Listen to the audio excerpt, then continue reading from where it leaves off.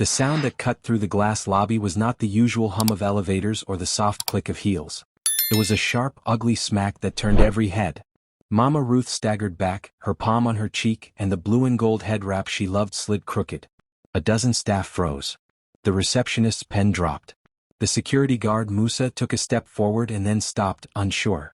Marcus stood there with his chest heaving, tie loose, jaw clenched like a locked door. In the ceiling, the lights of MavenPay's headquarters pulsed in smart rhythms, timed for morning energy, but the glow felt cold now. Legos heat streamed through the front doors with the new arrivals, and somewhere on the street below, a bus honked and a hawker called out, as if nothing inside this tower had shifted. Nia stepped out of the executive elevator and saw everything at once. Her mother's wobbling stance, the small tremor in the receptionist's hands, and her husband's eyes, hot, furious, and unashamed. Nia had spent years teaching herself to read the quiet signals of danger in boardrooms and at dinners, but this wasn't quiet. It wasn't hidden. It wasn't whispered. It was in front of her staff in broad daylight, beneath the sign that read MavenPay Africa in proud steel letters. Mama Ruth steadied herself. "Marcus," she said, voice thin. "Don't you?" "You pushed me," Marcus snapped. "You keep pushing into my business." Nia walked, not ran. Her steps sounded like a metronome, even and calm despite the storm inside. She slipped her blazer from one shoulder, draped it around her mother's, and lifted the head wrap into place with gentle fingers. Up close, she could see the pale bloom on Mama's skin where the hit had landed. Mama blinked hard but didn't cry. In the reflection on the black marble floor, Nia saw herself, a tall woman with careful braids pinned into an elegant crown, a silk blouse tucked into a navy skirt, a quiet strength in her spine. Beside her, she saw Marcus, broad shoulders, expensive suit, polished shoes, and the shape of a man who had forgotten that power was not the same thing as control. Nia turned to the staff. "Everyone breathe," she said softly. "Please. You are safe. Keep your feet planted." No one moved. Even the revolving door slowed, as if the building itself was listening. Marcus rolled his neck like he was working out a knot. "Don't make this a scene, Nia." "You made it a scene," Nia said without raising her voice. She looked at Musa. "Close the doors. Nobody in. Nobody out." Musa hesitated, then obeyed. The glass doors hissed and sealed. Outside, a few visitors peered in, confused. Inside, the air changed. It thickened. It belonged to Nia now. "Baby, she provoked me," Marcus said, throwing a glare at Mama Ruth. "She always." "Musa," Nia said again, her eyes never leaving Marcus. "Activate internal cameras. Archive this moment. Secure it." "Yes, ma'am." Nia took her mother's hand and guided her to the nearest sofa, a deep green piece Mama had picked herself because it reminded her of Forrest back home in North Carolina. Nia remembered the day Mama chose it, laughing about how a lobby needed warmth, not just money. She seated her mother slowly, like placing a glass bowl on a shelf you didn't want to crack. "Bring ice," Nia told the receptionist, who nodded and hurried away, grateful to be given something to do. Marcus scoffed. "So this is the show? You call security, sit your mother down, and make me look like a monster to your people? Is that the plan?" Nia faced him fully. This man had danced at their wedding in Atlanta, holding her hand with such joy they made strangers cry. He had stood beside her when she opened the Lagos office, cut the ribbon, and promised jobs for young developers across the continent. He had kissed her mother's cheek and called her Mama, and asked for her special jollof recipe. That memory hurt now, like a glass shard you only noticed after you stepped on it. Nia took a breath. "Marcus," she said plain and steady, "you laid hands on my mother in front of my staff. You think I care about your staff?" Marcus laughed, but the sound broke at the edges. "Nia, they need to know who runs this family. Who runs this business." Nia tilted her head. "Do they?" Silence. The kind that tells you a room is measuring you, weighing your words, choosing a side. The receptionist came back with a cold pack wrapped in a rag. Nia pressed it to Mama's cheek with tender hands. Mama winced and then gave a small nod, the kind she used when she watched Nia take her first steps. "Strong baby. You got this. Remember who you are." "Are you calling the police?" Marcus asked. "You want a scandal? You want headlines? Billionaire CEO turns on her husband? Think of the stock, Nia." Nia looked around. Young analysts in crisp shirts. Interns with curious eyes. Engineers in sneakers, backpacks slung over one shoulder. These were the people who stayed late when servers crashed. These were the people who sent money home to grandmothers who prayed for them. These were the people who put their faith in a company founded by a girl who grew up with a single mom who saved coins in a jar labeled First Office.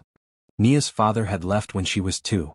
It was Mama who lifted Nia semester by semester, shift by shift, all the way to that first co-working desk in Atlanta, to seed rounds in Series A, to partnerships in Nairobi and Accra, to this tower on Victoria Island. Every win Mama clapped first. Nia let the picture rise like a sunrise inside her and then let it harden like steel. Across from her, Marcus adjusted his cuff. She remembered the warning sign she had folded into the back of her mind. The glass that shattered a little too loud when a deal went sideways, the way he needled Mama about traditional respect, the argument about hiring his cousin to oversee expansion. She had told herself they were bumps, not roads. Today the road showed itself. "I'm going to ask you a question," Nia said at last. "Answer it once." Marcus jutted his chin. "Go on. What gave you the right to strike the woman who raised me?" He sneered. "She disrespected me. She called me out." "What gave you the right?" Nia repeated. Marcus's mouth worked, but no sound came out that wasn't pride. Nia saw it then, not a husband but a man who trusted fear more than love. Nia turned to the staff. "You are all witnesses," she said. "Repeat after me, we saw what we saw." A soft chorus rose, shaky at first, then firmer. "We saw what we saw." Marcus laughed again, but the laugh faltered when he realized the room didn't laugh with him. Even the art on the walls, photographs of market women, salt-sprayed fishermen, small businesses MavenPay had funded, seemed to watch him. "Security," Nia said, still calm. "Escort Mr. Okoye to conference room 1. Do not touch him. Do not argue with him. Make sure he has water." Musa and another guard flanked Marcus, not close, not threatening, just present. Marcus looked at them, then at Nia. "You think you can move me around like a junior staff?" "Walk," Nia said. He didn't move. He was testing the edge, seeing if it would cut. Nia's voice dropped, not louder, just lower. "Walk, Marcus." And he walked. The room exhaled. The doors to conference room 1 closed with a soft whisper. Nia waited until her heart stopped knocking against her ribs. She smoothed Mama's head wrap again. "Baby," Mama said in a breaking whisper, "I'm sorry." "For what?" Nia asked. "I told him he cannot speak to you like a child. I told him a home where a man's voice is louder than his wisdom will fall. He didn't like that." Nia's lips tightened. "You told him the truth." The elevator chimed and the legal team stepped out, 3 black suits and a pale folder. Behind them, her finance director, Chaik, hurried in with Chantel from communications. They had come because Nia had pressed one button in the elevator, an emergency call she had hoped never to use. A button labeled, palm wine. They gathered in a neat semicircle. Their faces were steady, loyal. Chantel looked like she wanted to hug Mama but kept her hands woven together. "Madam," Chaik said softly, "do you want us to proceed?" "Proceed," Nia said. They moved to the corner table and opened the folder. Papers slid out like cards in a game no one wanted to play. A copy of the marriage contract, addenda from before the IPO, a clause her mentor had urged her to keep even when love made it feel rude. A clause about violence. A clause about guardianship. A clause that transferred protective power to the person who'd protected her first. The woman now sitting quietly with ice against her cheek. Chantel's tablet blinked. She held it up to Nia.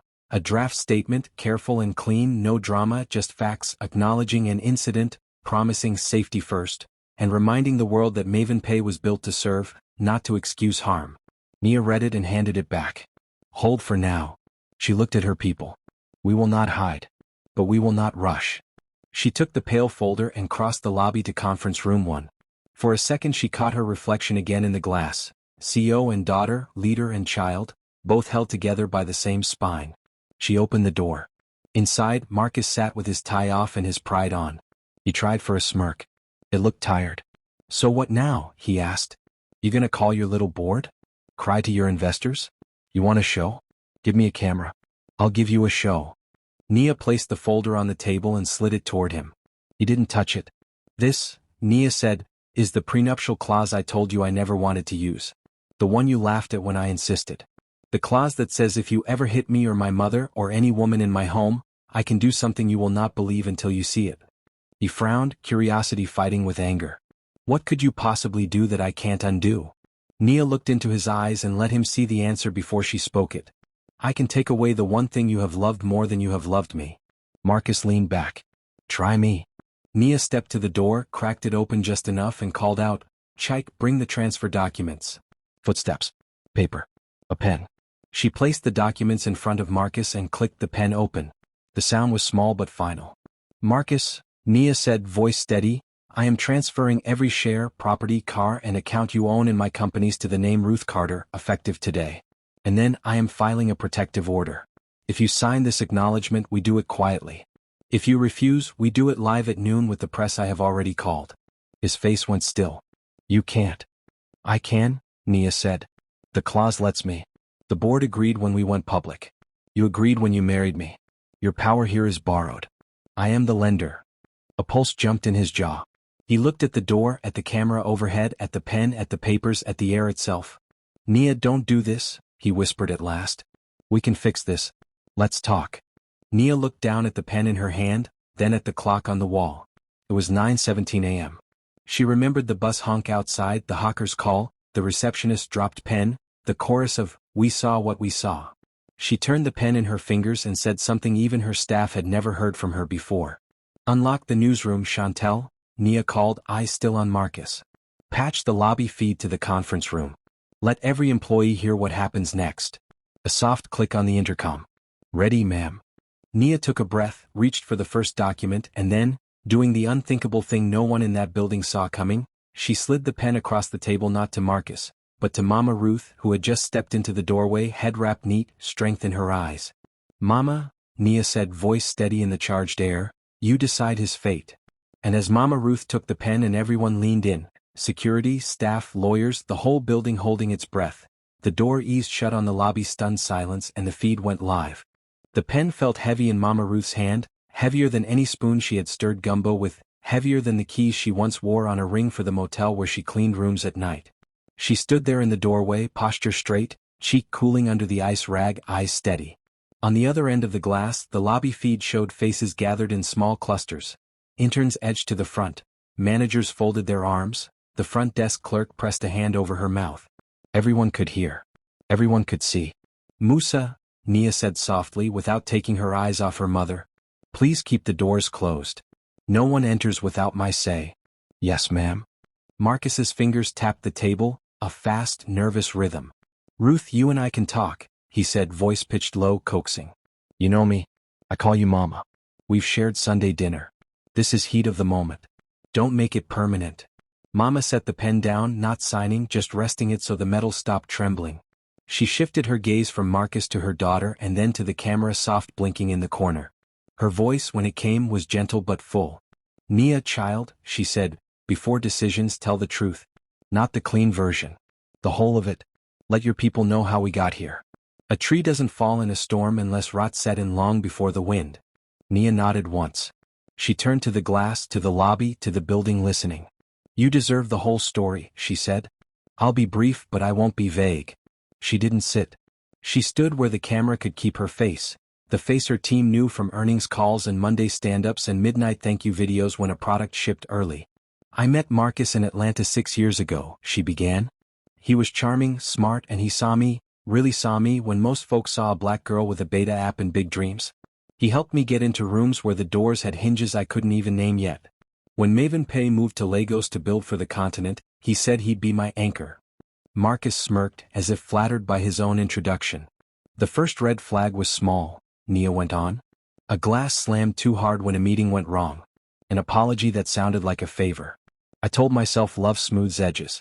Then came the jokes about traditional respect, and who should speak at family dinners. Still, I called them bumps." Mama's eyes softened at the memory, the bumps she had warned about, the ones her daughter stepped over with hopeful feet. "When we started talks for our IPO, Nia said, my mentor, Auntie Deo, you all know her, told me to write 3 clauses into my life. One for money. One for safety. One for legacy. We called it the palm wine because it was the way elders used to pour a little truth at the start of a feast. The money clause kept our company independent. The safety clause is the one in front of us now. It said if any man I loved ever raised his hand to me or my mother, he would never raise his hand to our company or our people. The legacy clause ensured that if I was ever forced to choose, I would choose the woman who chose me first." Chantel, watching from the lobby, lowered her head. The legal team stood still. The interns did not blink. In the last year, Nia said, Marcus asked me to hire his cousin to run expansion. I declined. He asked for access to our vendor pipeline. I declined. Last week he told Mama I was forgetting my place. This morning you heard what happened. She drew a breath and let it out slowly. I am a wife. I am a daughter. I am a CEO. These things are not enemies. But I will not trade the safety of the woman who carried me for the comfort of the man who hurt her. She looked at Mama. That's the truth. Marcus's jaw flexed. You're performing, he said. This isn't a courtroom. This is. It is a house, Mama said, voice firm now, Southern and Nigerian somehow at once, and a house must learn who keeps it standing. Mama lifted the pen again, but instead of signing, she turned to Marcus. Before I decide, answer a plain question.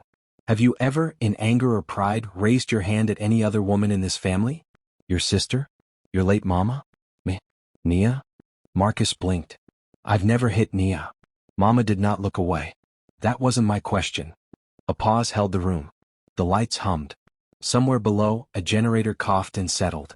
I discipline, that's all, Marcus said. Words. I was raised that way. Mama tilted her head. And today. I lost my temper.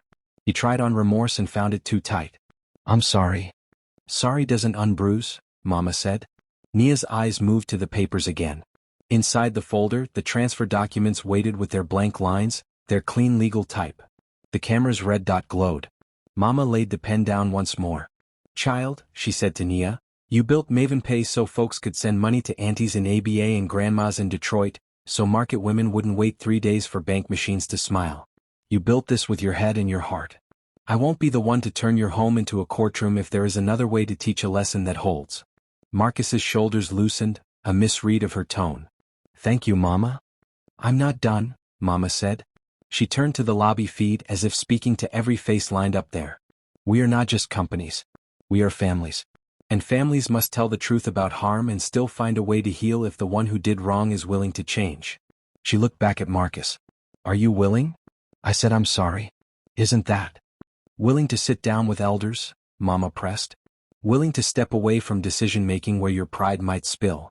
Willing to pay the price of your action without drama. Willing to accept protection orders and counseling in the eyes of people who don't fear your anger. Silence again. Marcus glanced to the glass, to the people who could hear him. He swallowed.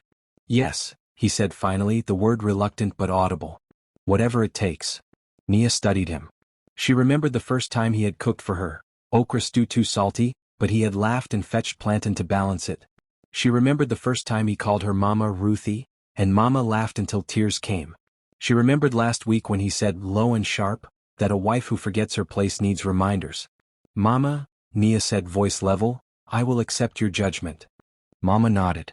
She picked up the pen, turned the first page and, surprising everyone, she did not sign the transfer. Instead, she flipped to a different set of papers beneath. The legal team leaned in, startled. So did Nia. What? Marcus began. This, Mama said, tapping the page, is a temporary guardianship over your shares and access to company spaces, Marcus. You won't lose everything today. But you won't hold any tool that can harm while we test your willing. For 90 days you are frozen out of operations, boardrooms, vendor lists, and PR.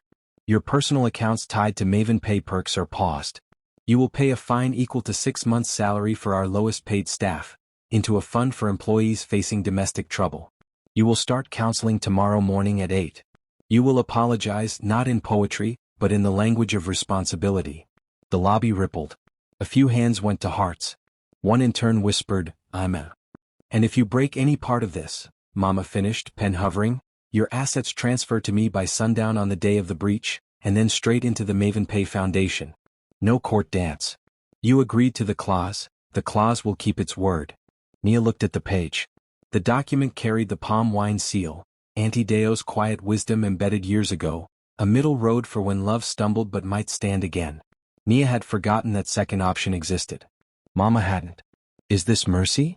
Marcus asked, suspicious. It is a window, Mama said. Don't confuse it with a door you can slam. She signed. The lights flickered, just once, a nervous blink, and steadied. Chantel's voice came through the intercom, careful. Ma'am, a draft for internal communication is ready if you want to address the team. Nia nodded toward the camera. Thank you. She squared her shoulders. My people, she said into the feed, you have seen a hard thing. We will protect our house. We will also, when safe, try to repair what can be repaired. Today safety leads. For the next 90 days, Mr. Okoye will not be involved in MavenPay business. We are establishing a support fund for anyone in our family facing harm at home. HR will share details by end of day. If you need a moment, take it. If you need to talk, we will listen. A murmur of relief moved through the lobby. And, Nia added, looking directly at the glass, thank you for standing still when chaos tried to move you. We saw what we saw. She clicked off the feed. The conference room felt smaller now, calmer. Marcus exhaled. So I'm punished, he said, defensive pride trying to save face. But not destroyed. You are held, Mama corrected. There's a difference. Chike slid the guardianship papers toward Marcus with a separate pen, neutral, procedural. Please acknowledge, he said. Marcus stared at the line where his name should go. He pressed his tongue to his teeth. His eyes flicked to Nia, then to Mama, then to the camera that was no longer live. He lowered the pen. Fine, he said. I'll sign your little. Before the tip touched paper, a firm knock sounded. The glass door opened a hand's width. Musa stepped in, tension in his shoulders. Behind him stood a woman in a gray suit with a red file and a hard, official calm. 2 uniformed officers waited at her back. Madam Nia, Musa said, voice low, this lady says she is from the High Court Registry. The woman held up the red file. Emergency service, she announced. Ex parte interim order. Asset freeze and restraining injunction. Filed at 8:45 a.m. by counsel for Mr. Marcus Okoye. Effective immediately. The room went still. The clock on the wall ticked once, loud as a gavel. Marcus's lips curved, not quite a smile, not quite a win, but a spark of something ugly. Nia looked at the seal on the red file, bright and legal and real. Mama's hand tightened on the pen. On what grounds? Nia asked, steady. The woman flipped the file open. Allegations of corporate coercion, reputational harm, and undue influence in a domestic dispute, she read. The court has ordered a temporary freeze on all transfers pending hearing. Marcus leaned back, confidence slipping into his skin like an old jacket. Looks like your window just got boarded shut, he murmured. Nia did not move. She looked from the red file to her mother's steady face to the unsigned line in front of Marcus. Somewhere in the building, someone laughed at a joke they shouldn't have told in this moment, then hushed. The air tightened. Mama laid the pen down with care. Child, she said without looking away from the officer's eyes, call Auntie Deo. But before Nia could reach for her phone, the officer added, almost as an afterthought, and there's one more thing, ma'am. The order mentions a witness whose statement the court considered persuasive. The name is Chike. Every head turned to the finance director. Chike did not blink. That's impossible, he said, voice flat. The woman checked the page again, firm. Chike Nwosu. The pen on the table rolled, and fell with a soft click as the room tipped toward a new kind of storm. For a few seconds nobody breathed. The word Chike hung in the air like smoke, and every pair of eyes in the room locked on him. He stood frozen, tall and dark-skinned, his shirt collar slightly open, sweat glinting faintly under the conference room light. Chike, Nia's trusted finance director, the first man she had ever hired for MavenPay, the one who had once slept on the office couch to make payroll work, was staring back at the officer as if she had just spoken a curse. That must be a mistake, Nia said quietly. My CFO has been with me from the beginning. He wouldn't. The officer raised her hand. Ma'am, I'm only delivering the order. But it says here that a sworn affidavit from Mr. Chike Nwosu was attached as supporting evidence. Chike took a step forward, eyes wide. Nia, I swear to you, I didn't sign anything like that. Someone is framing me. Marcus leaned back in his chair, a smirk tugging at the corner of his mouth. Or maybe the good man finally realized which side the tide is turning. Nia turned to him sharply. Marcus, not another word. Mama Ruth's voice cut through the tension, calm and low but firm. Child, look at your people before you look at your enemy. Nia met Chike's eyes. You said you didn't sign. Then show me proof. Chike nodded quickly. I'll call my lawyer now. He can confirm. The officer interrupted, holding up the file again. The affidavit bears your signature and company seal, sir. It was filed 2 hours ago. Nia blinked. 2 hours ago? She glanced at the wall clock. That would be around 7:15. Mama frowned. Wasn't that when you were both here? Reviewing last night's accounts? Yes, Nia said. Chike was in my office. We were working on the developer grant list. Exactly. Chike's voice cracked. I didn't go anywhere near the court or their lawyers. Someone forged it. The room went quiet again. Even the hum of the air conditioner seemed to pause. Nia paced slowly to the window and looked down at the Lagos skyline, tower cranes, billboards, cars streaming down Amadou Bello Way. The city was awake, alive, moving on as if nothing was unraveling inside MavenPay's tower. She pressed her fingers against the glass. The reflection that stared back at her was that of a woman trying to keep her empire standing while the foundation cracked beneath her heels. Marcus shifted, his cufflinks catching the light. Nia, he said smoothly, I told you before, mixing family and business always ends like this. Maybe if you'd listened. Nia spun. You hired someone, didn't you? Someone who could get access to our internal stamp. You always wanted my seal files. Marcus raised his palms. You think I forged court documents? That's desperation talking. But Mama Ruth saw it. That tiny flicker in his eyes, the faint satisfaction of a man watching chaos he'd set in motion start to bloom. Marcus, she said quietly, a man who hits a woman will also bruise truth when it suits him. He said nothing, but his smirk deepened. Officer, Nia said, taking control again, I respect the order. But you and I both know, temporary freezes don't mean guilt. So before any hearing, I will request a forensic signature audit. The officer nodded politely. You're within your rights, ma'am. Good. Then I expect that within 48 hours, we'll have proof of who really signed that affidavit. She turned to Chike. You stay close. Until we clear this, no files leave the system. Chike bowed his head. Yes, ma'am. Nia exhaled and sat slowly, pressing her fingers together on the table. The sharp scent of cold air and tension filled the room. The staff in the lobby outside were whispering. Word was already spreading. It was the kind of rumor that could break a company in days. Then Mama Ruth did something no one expected. She reached into her handbag, simple brown leather, and pulled out a folded paper wrapped in clear plastic. Child, she said softly, before your father left, he gave me something. He said, if you ever feel cornered, remember, protection sometimes comes from where you least expect it. Nia blinked. Daddy? But he left when I was 2. Mama nodded. Yes, but before he left, he filed a small patent. An idea, a design. Something for digital community lending. He said it was for the future. I never knew what to do with it. I kept it safe. She slid the folded paper toward Nia. The top line read patent number 00492, Carter Microfinance Protocol. Nia's eyes widened. Wait, this technology, she turned to Chike. It's similar to the base model for MavenPay's first transaction layer. Chike frowned. The name? Carter Microfinance Protocol? That could serve as original IP evidence. Mama smiled faintly. I didn't understand it, but I knew one day you might need it. You built your company's soul on something your father dreamed. Nia sat back, her mind racing. If this patent predates MavenPay's foundation, it means she, not Marcus, held ancestral rights over the technology's origin. That would make any corporate claim Marcus tried to freeze meaningless. Marcus must have realized it too. His confident expression flickered. You're bluffing, he said. That paper could be fake. Then let the court test it, Nia replied calmly. Every system log has a trace. Every dream leaves fingerprints. Mama Ruth's voice carried a quiet finality. Truth is patient. It doesn't shout. It waits. Nia took the paper gently, placed it beside the red file, and looked Marcus dead in the eye. The same way you used law to freeze me, I'll use legacy to melt your lies. Marcus's smirk faltered. He glanced at the officers. You don't know what you're starting. Oh, I do, Nia said. You wanted a war? You just declared it. The officer gathered her papers, unsure whether to interrupt. We'll expect you in court tomorrow, ma'am. 9 a.m. Tell the judge I'll be early, Nia said, rising from her chair. The officers exited. The door clicked shut behind them. The silence that followed was deafening.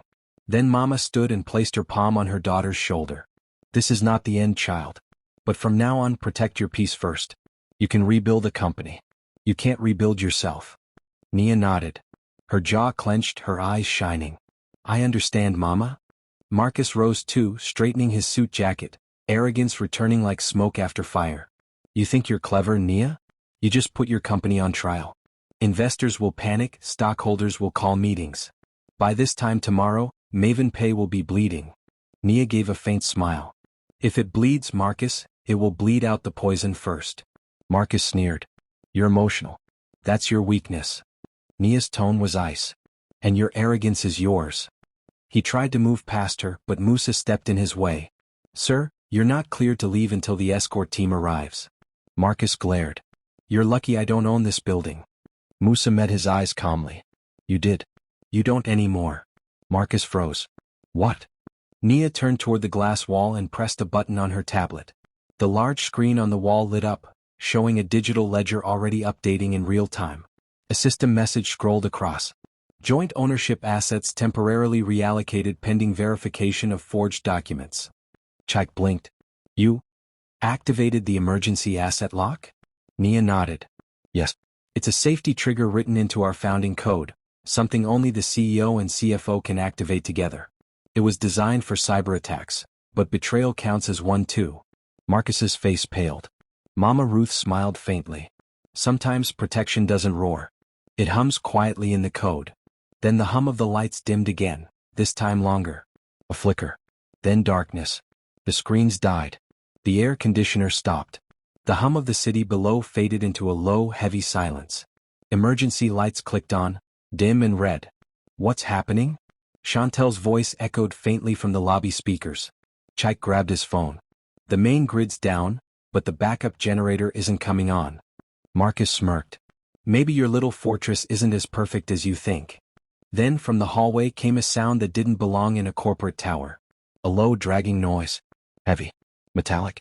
Mama Ruth's hand tightened around Nia's wrist. What is that sound? Before anyone could answer, the door to the conference room creaked open an inch, and a gloved hand slowly pushed an envelope through the gap. No voice. No face. Just the envelope, thick and sealed with black wax, sliding across the tile until it stopped at Nia's feet. She bent slowly, lifted it, and saw one word written in bold letters across the front. Betrayal. She looked at Marcus. He looked back, face unreadable. Then she whispered, Who else knew about this meeting? No one answered. And as the red lights flickered again, a distant scream echoed from the lobby below. Tell us in the comments below. And if you're hooked by this story, don't forget to like this video, subscribe for more gripping tales, and share it with a friend who loves drama and suspense. The scream from the lobby sliced through the silence like a knife. Nia dropped the envelope, her pulse quickening. Everyone turned toward the door at once. Musa rushed out first. Stay here, he shouted, his deep voice echoing in the corridor. Nia ignored him and followed, Mama Ruth close behind. Chaik hesitated, torn between protecting his boss and staying behind to secure the room. He finally followed too. As they reached the lobby, chaos unfolded. One of the young receptionists, Beezy, was on the floor, trembling and pointing toward the main entrance. The power, everything went dark, and then someone was here, she stammered. I saw a shadow. I swear it looked like someone I knew. Nia crouched beside her. Breathe, Beezy. You're safe now. The emergency lights cast the lobby in dim red hues, turning the marble floor into a scene from a dream or a nightmare. Every reflection looked like another figure waiting to move. Outside, the street was eerily still. No car horns, no vendors shouting, no wind. Just silence. Musa returned, panting. The security feed's dead, ma'am. Cameras have been disconnected from the inside. Whoever did this knows our system well. Chaik frowned. That's impossible. Our servers are protected by multi-level encryption. Unless someone with admin clearance did it, Nia interrupted. Her gaze slid to Marcus, who stood a few steps behind them, arms folded, calm, almost smug. Marcus gave a dry laugh. You're looking at me again? You really think I came here to play James Bond? Nia stepped closer, eyes cold. You're the only one who benefits from this chaos.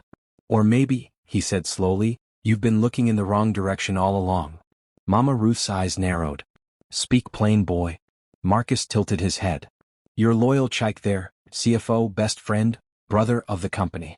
You ever ask him why he was so eager to lock me out of operations? Or why the court had his signature before you even got the injunction notice? Chaik's hands balled into fists. You're twisting everything. You know exactly what you did. Marcus smirked. Maybe. But ask yourself, Nia, who had access to your seal when you were in Atlanta last month? Who stayed behind to update the internal files? Nia's eyes widened slightly. Chaik. Chaik shook his head fiercely. That's not fair. I was implementing the security patch you requested. You even signed off on it. Then how? Marcus interrupted, stepping closer. Did the court get an affidavit signed in your name and sealed with your company's mark? The air thickened. Mama Ruth's voice trembled, low but firm. One of you is lying. And lies are heavier than iron. They sink everyone near them. Before Nia could respond, a sudden thud came from the far end of the hallway, a heavy door slamming shut. Musa pulled out his flashlight and ran toward it. That came from the server room. Nia followed, adrenaline flooding her veins. The backup generator should have been there. If it wasn't working, someone had tampered with it. The emergency lights flickered as they reached the door. Musa pushed it open and a wave of hot air poured out. The room smelled of burnt wires. The backup generator had been deliberately disabled. A small red light blinked weakly on the floor, an external drive still connected to the central server. Chike knelt beside it, eyes wide. This is our data mirror. Someone copied everything. Marcus whistled low. Well, looks like your kingdom's leaking from the inside. Nia turned to him sharply. You'll never get away with this. Marcus smirked. Who said I had to? By the time you prove anything, your investors will have jumped ship. And I'll be long gone, with whoever helped me. Mama Ruth's eyes flashed. You think evil hides forever? It always trips on its own shadow. Marcus's expression hardened. Call it whatever you want, Mama Ruth. But sometimes power changes people. I gave Nia a home, a name, a partnership, and she threw me away like trash in front of her staff. What did you expect? Gratitude. You gave her pain, Mama said, and she's turning it into strength. Then a soft ping broke the tension. Chike looked at his phone. Wait, the internal system just rebooted, but not from my control. Nia frowned. Then who? Before she could finish, the main lobby screen flickered to life again. The MavenPay logo appeared, followed by a message in bold white letters. Betrayal has two faces. Pause. Then the video feed changed. A pre-recorded clip began playing. It was the security camera from earlier that morning, right before the slap. The angle showed Mama Ruth entering the lobby, smiling as she greeted Marcus. The two exchanged a few words too faint to hear. Then Marcus's expression shifted. He moved closer to her, pointing a finger. She shook her head and tried to walk away. He grabbed her wrist, and then came the slap. But that wasn't all. The footage didn't stop there. After the slap, another figure appeared in the reflection on the glass door, tall, slim, and wearing a navy blue suit. The figure stepped forward briefly before disappearing behind a column. The security timestamp read 8:12 a.m. Nia froze. Wait. Chike. Chike's face drained of color. No, that's not possible. I wasn't even downstairs yet. Marcus gave a low chuckle. Looks like the camera disagrees. Mama Ruth folded her arms. Appearances are deceiving. Shadows lie when light is missing. Nia replayed the clip. The reflection was grainy, but the height, the outline, even the watch glinting on the wrist, it looked just like Chike's. I swear I wasn't there. Chike pleaded. Nia, you know me. But Nia said nothing. Her mind was racing, tangled between trust and betrayal. The envelope on the floor with the word betrayal flashed in her memory. She turned back to the group. Everyone, back to the conference room. Now. They moved quickly, tense and silent. The weight of suspicion hung over them like smoke. Back in the conference room, Nia placed the mysterious envelope on the table again. We'll open it. Whatever this is, it's part of the same trap. She broke the black wax seal and unfolded the papers inside.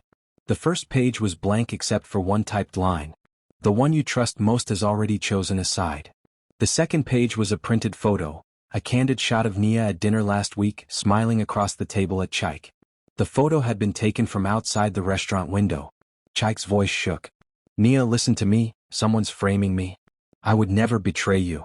Nia looked up, eyes fierce. Then who sent this? Marcus chuckled quietly. You know what's funny? You built a billion-dollar company to protect people's money, but you never learned how to protect your own heart. Nia's patience snapped. Enough, she roared, slamming her hand on the table. The sound echoed through the room. You've caused enough chaos in one day, Marcus. You hit my mother. You lied. You manipulated. And you think you can still talk about power? Marcus raised his hands in mock surrender. I'm not the one holding the knife. Knife? Mama Ruth frowned. What knife? Then Nia saw it, on the far corner of the table just behind the envelope. A kitchen knife, silver and thin, stained faintly with something dark. Her breath caught. Where did that come from? Musa stepped forward. That wasn't here before, ma'am. Chike's eyes widened.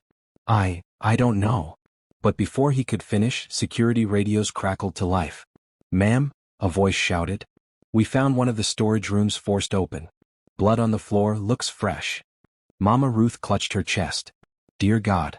Nia turned to Marcus, whose smirk had vanished. What have you done? He shook his head slowly. Not me, Nia. This is much bigger than you think. Then who? She demanded. Marcus looked up at her with a strange expression, half fear, half regret. You want to know who started all this? He pointed a trembling finger across the table. At Mama Ruth. Comment your thoughts below, and if you're gripped by this twist, don't forget to hit like, subscribe, and share this story with someone who loves suspenseful folktales. The air froze. For a full 10 seconds, nobody moved. The red emergency lights flickered across every face. Marcus's trembling hand, Nia's shocked expression, Chike's wide eyes, and Mama Ruth's unreadable calm. Mama? Nia whispered. Why is he pointing at you? Marcus's voice cracked through the silence. Ask her. Ask your perfect mother what really happened before you came down this morning. Mama Ruth didn't flinch. She just looked at him with quiet, steady eyes. Boy, when guilt starts talking, it shouts at the innocent. You think you're innocent? Marcus shot back, stepping closer. You've been meddling since day one, digging into my accounts, calling people behind my back, and now this? Mama? Nia repeated, louder this time. What is he talking about? Mama Ruth slowly turned to her daughter. Child, before the sun rose today I found something. Something that would have destroyed everything you've worked for. What do you mean? I woke up early and went to your home office, Mama said, her voice calm but heavy. Your laptop was still open from last night. I saw an email Marcus drafted but didn't send yet, an offshore transfer of 70 million naira from MavenPay's development fund into a shell account in Dubai. In your name, Nia. Nia's stomach dropped. What? Yes, Mama said. He was setting you up to take the fall. Marcus's jaw clenched. Lies. You have no proof. I printed the draft before you deleted it, Mama said, reaching into her handbag. She pulled out a folded document and placed it on the table. Here it is. The paper bore the MavenPay letterhead, with the faint imprint of Marcus's signature and Nia's name typed below it. Chike leaned in. Oh my God, this matches the metadata I saw on the financial log backup. Nia's pulse pounded in her ears. You were stealing from the foundation? Marcus's voice rose, desperate now. No, that was just an unconfirmed draft. I was moving funds to protect them from your investors. Protect them from me? Nia snapped. You were trying to destroy me. Marcus's mask slipped completely. His face twisted with something dark. You think you can run this empire without me? You were nothing when I found you, Nia. Just a little tech girl with big dreams and a laptop from your mama's savings. Mama Ruth stepped forward, voice trembling but sharp as thunder. And now that little tech girl feeds thousands of homes, hires young Africans, and stands taller than any man who ever tried to dim her light. Marcus turned on her, rage igniting in his eyes.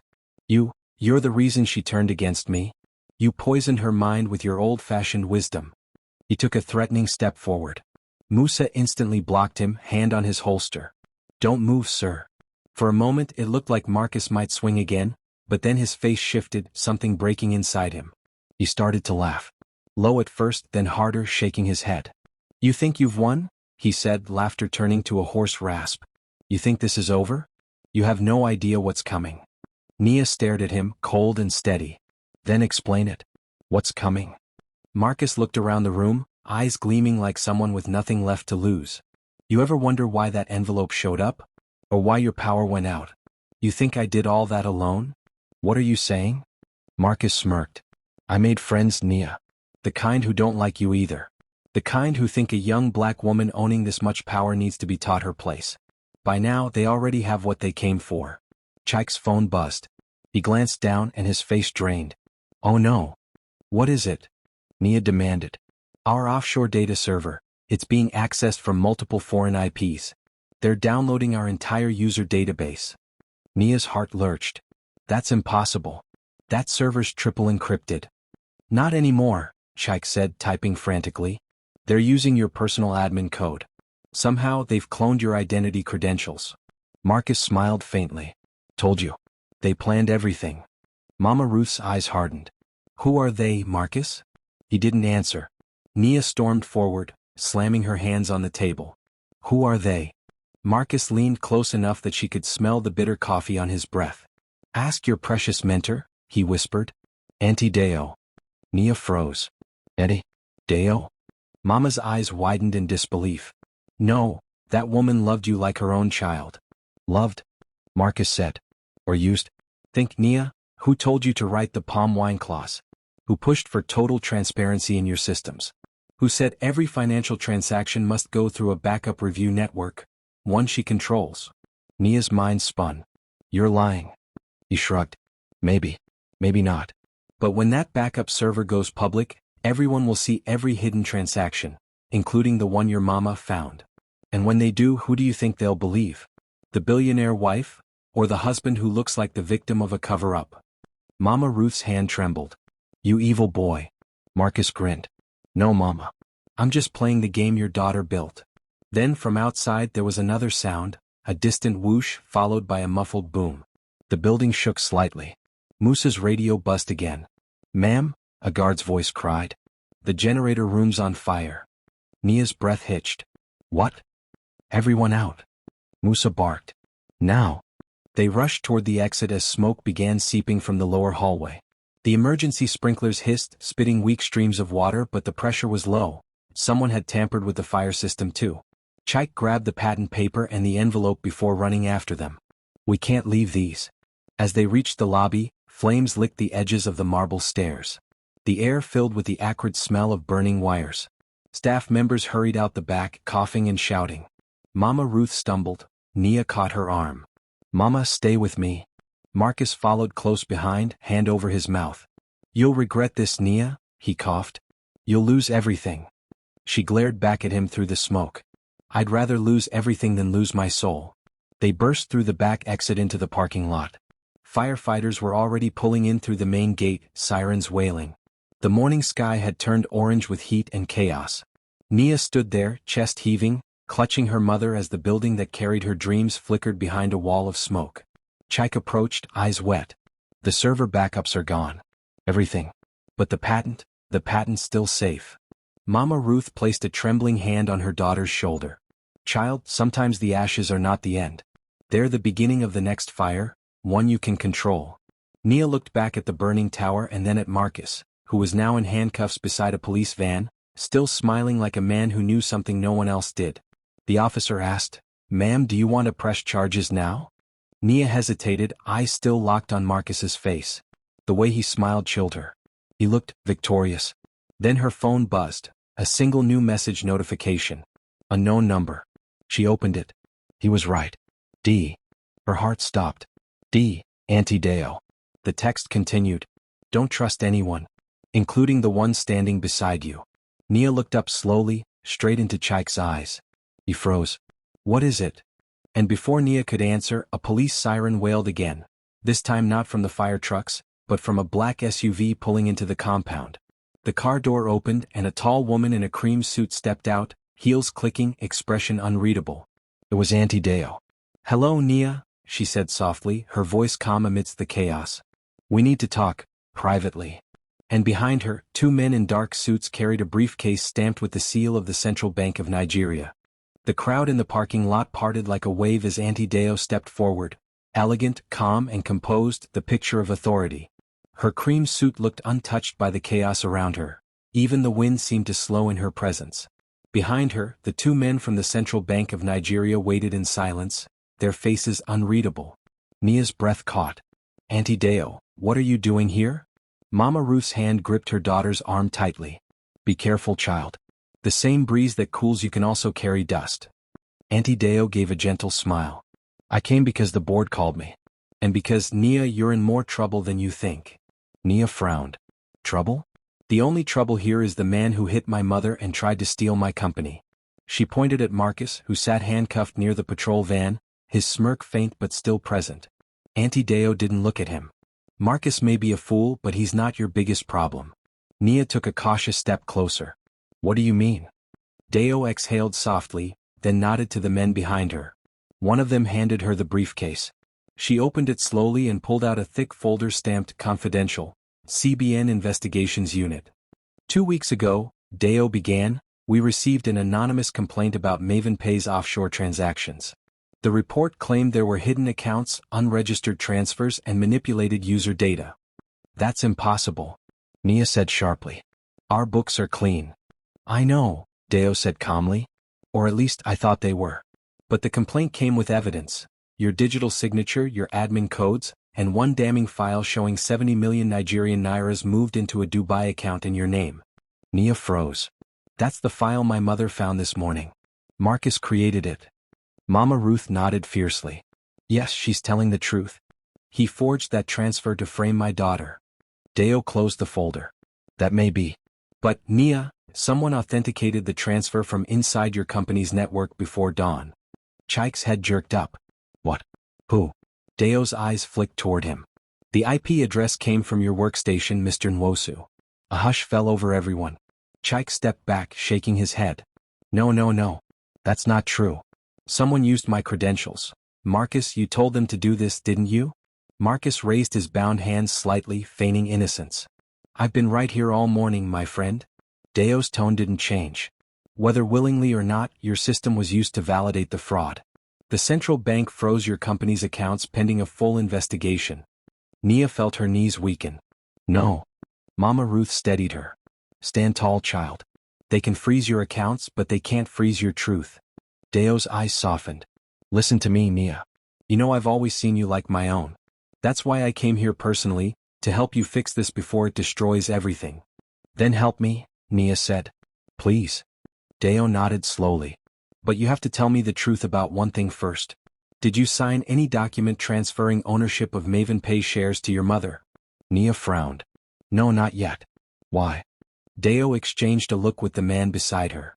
Because 10 minutes before the fire started, an electronic version of that document was uploaded to the CBN registry, digitally signed, time-stamped, and verified under your name. Nia blinked, stunned. What? Marcus laughed weakly. Well, what do you know, she finally did it. I didn't. Nia cried. That file must have been forged too. Mama Ruth looked stricken.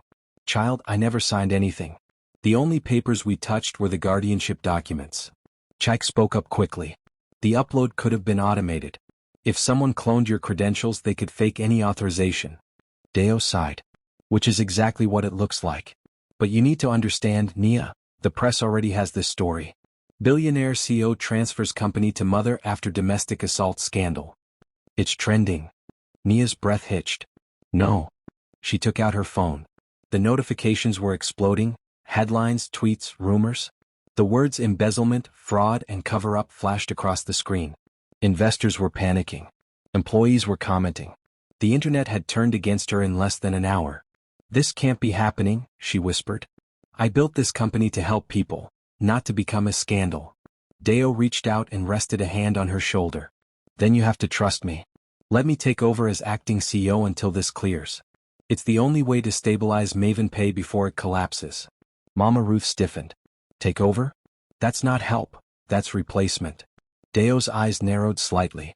Ruth, this isn't about pride. This is about survival.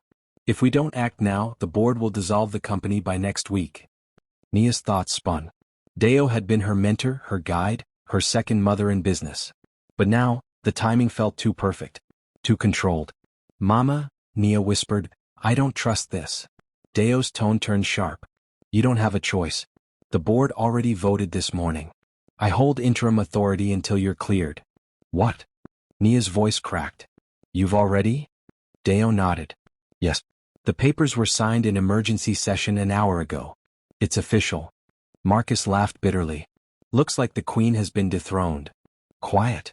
Deo snapped. Her calm mask broke for the first time, revealing something colder underneath. You were just a pawn. Don't forget who let you in the game. Marcus's smirk vanished. What are you talking about? Deo smiled thinly. You didn't think your little scandal reached the central bank by coincidence, did you? Someone had to open the door. Mama Ruth's eyes blazed. You used him. Deo turned back to Nia. And now I'm using you, to save what's left. The two CBN agents moved closer. One of them handed Deo another folder. She flipped it open and slid a document toward Nia. This is a temporary compliance handover. Sign it and you'll avoid arrest. Refuse, and the bank will classify MavenPay as a high-risk entity. You'll lose everything. Nia stared at the paper, then at her mother. Mama? Mama Ruth's voice was steady. If you sign, child, you'll give her everything your sweat built. If you don't, they'll destroy you and call it justice. The pen in Nia's hand trembled. She looked up at Deo, at the woman who once believed in her, who taught her how to stand tall in boardrooms full of men who doubted her. You taught me something, Auntie, Nia said quietly. You said power isn't just what you hold, it's what you're willing to lose to keep your soul. Deo smiled faintly. Then prove it. Sign. Nia met her gaze. No. Deo's smile faded. What did you say? I said no. Nia's voice was calm, but her eyes burned. You won't get MavenPay. Not while I'm still breathing. A low murmur rippled through the onlookers. Staff, journalists, police, firefighters. Deo's expression hardened. You're making a mistake, child? Maybe, Nia said. But it's my mistake to make. Before Deo could respond, a sharp electronic beep sounded from Chike's tablet. He glanced down, and his eyes widened. Nia, he said breathlessly. Look, someone's uploading a live video feed from our backup server. The large screen mounted on a nearby police vehicle flickered to life. It showed the MavenPay lobby, flames reflected on glass, smoke curling through the air. But in the corner of the feed stood a tall silhouette, calm, still, and holding something that glinted under the emergency lights. A phone. And on its screen, the image of Nia's digital signature. The voice from the feed spoke low and smooth. Everything burns. But truth survives fire. The video froze, and then before anyone could react, it cut to black. Marcus, Deo, Chike, Mama Ruth, all stood silent. Then Nia whispered, That voice? I know that voice. Mama Ruth turned to her. Whose is it, child? Nia's lips parted slowly, eyes wide with shock. It's my father's. For a moment the world tilted. The sound of the city, the sirens, the chatter, even the crackle of the fire, faded into a long, hollow silence. Nia stood frozen, her breath shallow, her mind racing back through years of absence. My father? She whispered. That's not possible. He's dead. Mama Ruth's lips trembled. He was, child, or at least that's what I believed. They said his boat capsized off the coast of Ghana. We buried an empty coffin. Deo's eyes flickered, her calm faltering for the first time. What did you just say? Nia turned to her. You heard me. That voice on the feed, it was my father's. I'd recognize it anywhere. Marcus laughed weakly, shaking his head. Now you're seeing ghosts. But Mama Ruth wasn't so sure. Her hands began to tremble. He used to say that exact phrase. Truth survives fire. It was the last thing he told me before he left for that trip. Nia's heartbeat thundered in her ears. If he's alive, then he's been watching all this. Waiting. Deo's tone hardened, slicing through the tension. Nia, listen to me. Whoever that was, they've hacked every system tied to MavenPay. They've taken control of your servers, your communications, even your legal documents. If you don't hand this over to the central bank now, you'll lose everything before nightfall. Nia's eyes snapped to her. You sound more worried about control than justice, Auntie. Deo hesitated, then exhaled. You don't understand. This is bigger than you or Marcus or your father. If those files leak, we're talking about international damage, billions in cross-border transactions exposed. Every African fintech under MavenPay's network will collapse. And if your father's involved, she paused, eyes narrowing, then he's not just alive. He's the one pulling the strings. Mama Ruth's voice shook. He wouldn't do that. He was a good man. Deo met her gaze coldly. Good men don't vanish and return with fire in their hands. The wind picked up, carrying the faint smell of burning circuits from the building. Chike's phone buzzed, again. He glanced down and went pale. What is it? Nia asked. He turned the screen toward her. A new email from an encrypted address had just appeared. The subject line read, Nia, stop trusting them. The message body was simple. They lied about me. The accident was staged. Deo's team took everything. Meet me tonight at the old shipping dock by Elagushi Beach. Come alone. Dad. The entire group froze. Marcus's face twisted with disbelief. So the dead rise now? Convenient timing. Nia ignored him. She stared at the message until the words blurred. Her heart was pounding, but something inside her felt right. A quiet certainty she couldn't explain. Mama Ruth grasped her hand. Child, you can't go. If it's real, it's dangerous. If it's fake, it's worse. Chike looked conflicted. We can trace the IP of the email, See if it really came from Lagos. Deo snapped, don't. It's bait. Whoever sent it wants to lure Nia out before we secure the servers. Nia turned to her slowly. You seem awfully eager to keep me here, Auntie. Almost like you're afraid of what I might find. Deo's jaw tightened.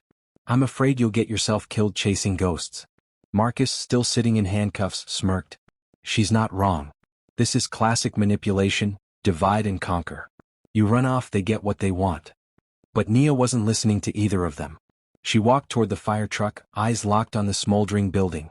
Every inch of MavenPay, the office she'd built from nothing, the dream that had lifted hundreds of lives, was burning behind her. And somewhere out there, a man with her father's voice was waiting. She turned back to Deo. You taught me how to protect a company.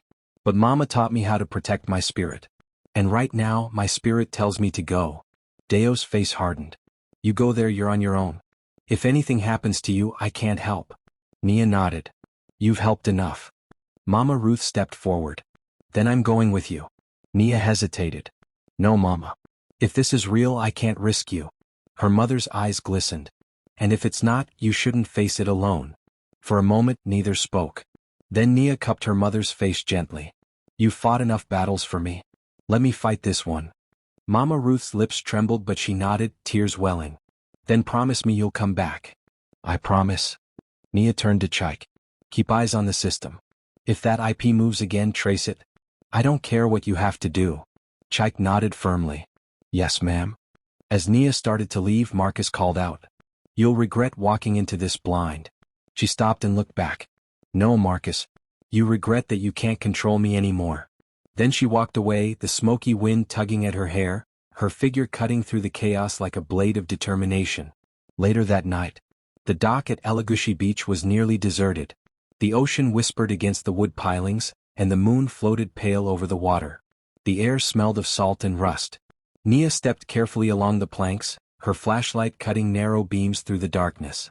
Every creak of the wood beneath her feet echoed in her chest. She checked her phone, no signal. Of course. Whoever had sent that message wanted her off the grid. Then she saw it.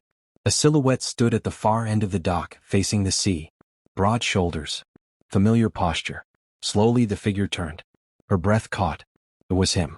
Older, bearded, but unmistakable, the same eyes, the same half-smile. Dad? She whispered. He nodded once. Hello, baby girl. She ran forward and stopped just short of him, trembling. How are you alive? They said. They lied, he interrupted softly. They needed me gone. Your Aunt Deo and her partner staged the accident. I was building something bigger than MavenPay. They wanted it. What? She breathed. What were you building?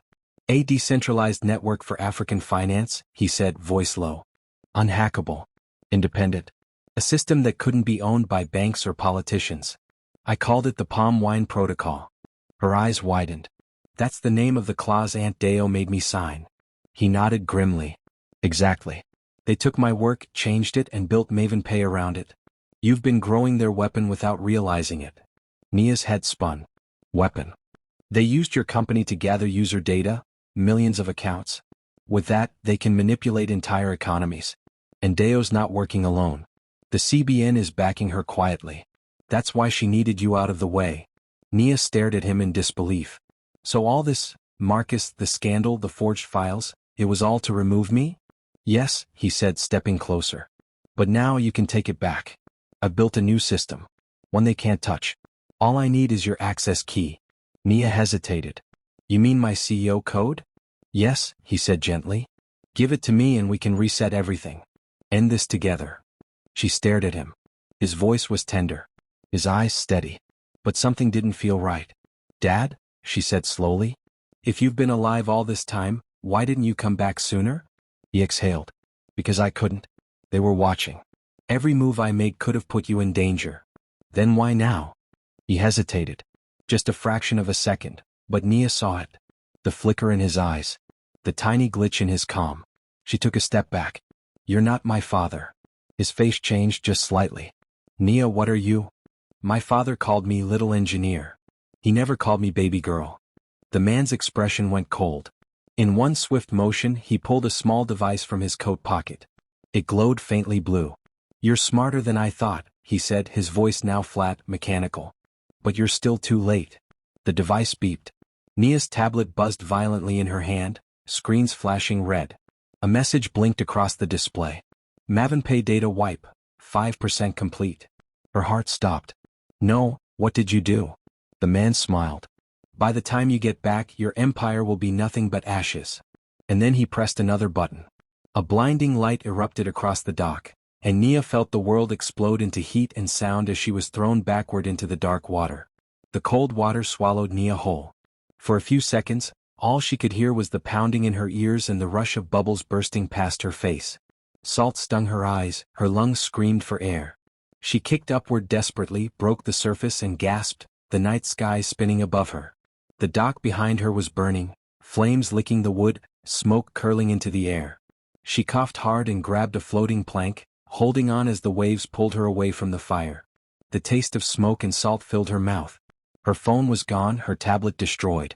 The blue light from the explosion flickered across the waves like a dying heartbeat. Think, Nia, she whispered to herself, shivering. Think. The man wasn't her father. She was sure of it now. The eyes, the voice, it was too precise, too rehearsed. Someone had studied her father. Someone who had access to his old recordings, his research, his identity. She looked back at the blaze and saw something glinting on the surface of the dock.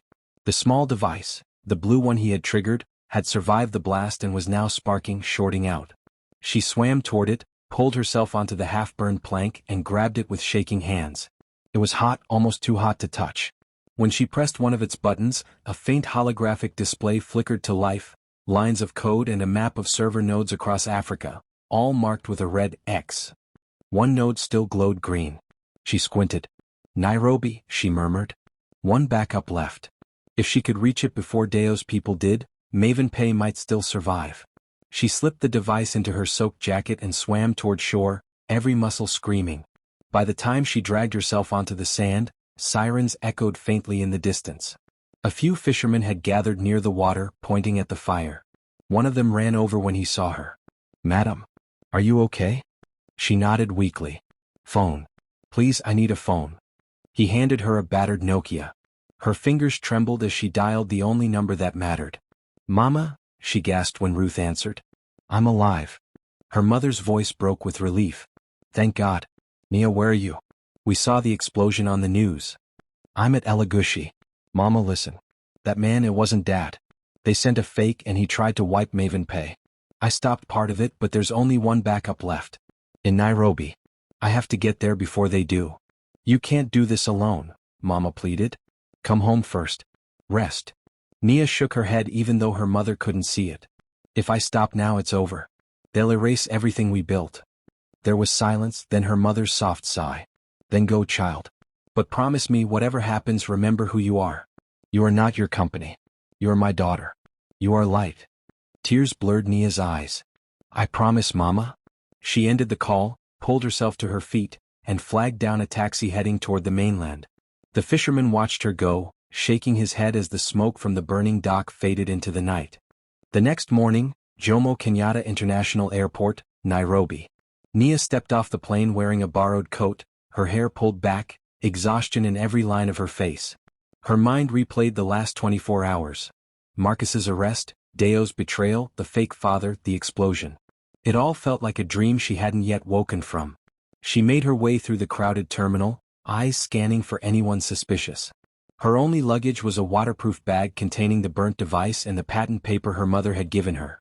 When she reached the taxi stand, her phone vibrated. It was an encrypted message from an unknown number. You made it to Nairobi. Good. Follow the signs to Warehouse 47. Bring the device. Her chest tightened. They're watching me, she muttered. She climbed into a taxi anyway and gave the driver the address. The ride through the city was tense. Every honk of a car horn made her flinch. Nairobi's morning light was soft and golden, but Nia felt the shadows in every reflection. Warehouse 47 was an abandoned freight depot near the old railway line. The walls were covered in graffiti, the roof half collapsed. Inside, dust swirled in the sunlight cutting through broken glass. She stepped carefully between rusted containers until she saw movement ahead. Two figures in dark suits, standing beside a small server rack connected to a generator. And behind them, Auntie Deo. Nia froze. You? Deo smiled faintly. You're faster than I thought. How did you know I'd come here? Because this is what I would have done, Deo said simply. We're more alike than you want to admit. Nia's hand clenched around the device in her pocket. You sent that fake to the dock. I had to, Deo said. If I'd approached you directly, you wouldn't have listened. I needed you to run, to lead us here. This backup is the last piece. Once I destroy it, MavenPay becomes mine again, clean and untraceable. You mean stolen? Nia spat. Deo's eyes flashed. Don't act like a saint. You built this system using my connections, my investors. You think it was your brilliance alone that made it thrive? I built it with integrity, Nia shot back. You built it with greed. Deo sighed. You sound like your mother. That's a compliment. The men beside her raised their guns. Hand over the device, Nia. Nia hesitated. If I give it to you, what happens to the data? Everything resets, Deo said. No scandals, no records. Just peace. Peace for who? The powerful. For those smart enough to survive, Deo said coolly. Nia's fingers brushed the side of the device. Her father's code, her mother's faith, her own sweat, it all lived inside that little machine. She realized then that MavenPay had never just been about technology. It was about ownership, of truth, of story, of legacy. She met Deo's eyes. No. Deo's expression hardened. Don't be foolish. Nia raised her chin. You said you wanted to destroy everything. I say we start with the lies. Before Deo could react, Nia slammed her thumb on the device's trigger. It beeped once, then projected a holographic feed, streaming live to every major news outlet. Footage appeared, the recording of Marcus hitting Mama Ruth, the fake father's confession at the dock, Deo's admission moments ago. Every word, every lie broadcast in real time. Deo's face drained of color. What have you done? I built one last failsafe, Nia said softly. The truth protocol. If anyone tried to hijack MavenPay, it would upload every hidden file to the world. The men moved forward, but police sirens wailed outside. Someone had already called them. The broadcast was going viral. Deo backed away slowly, fury in her eyes. You've destroyed us all. No, Nia said, stepping closer. I freed us. The warehouse doors burst open and officers flooded in. The agents dropped their guns. Deo's hands trembled as she was cuffed. As she was led away, she turned back once. You think you've won, Nia? But every empire leaves ghosts. Even yours. Nia said nothing. She watched as the sun broke through the warehouse roof, casting golden light over the dust and debris. Chike ran in moments later, breathless. We traced the server feed, it stabilized. The system's safe. You did it. Nia finally let out a shaky breath. No, we did it. And Mama Ruth. She stepped outside, the morning air cool against her skin. Reporters were already gathering, shouting her name. She faced the cameras, straightened her shoulders, and spoke clearly. MavenPay will rebuild, not as a company of power but of people. We faced betrayal, fire, and lies, but we're still standing. Because truth doesn't burn, it refines. Mama Ruth appeared at the edge of the crowd, tears streaming down her face. Nia ran to her and they embraced tightly. You did it, child, Mama whispered. No, Nia said softly, smiling through her tears. We did. The cameras clicked. The sun rose higher. The same sky that had watched betrayal now watched redemption. And in that moment, for the first time in months, Nia felt something she thought she'd lost forever: peace. Husband beating her mother, then did the unthinkable. What would you have done if you were in Nia's shoes? Would you have fought back or walked away? Share your thoughts in the comments, and if this story moved you, don't forget to like, subscribe, and share to inspire others who believe truth always wins in the end.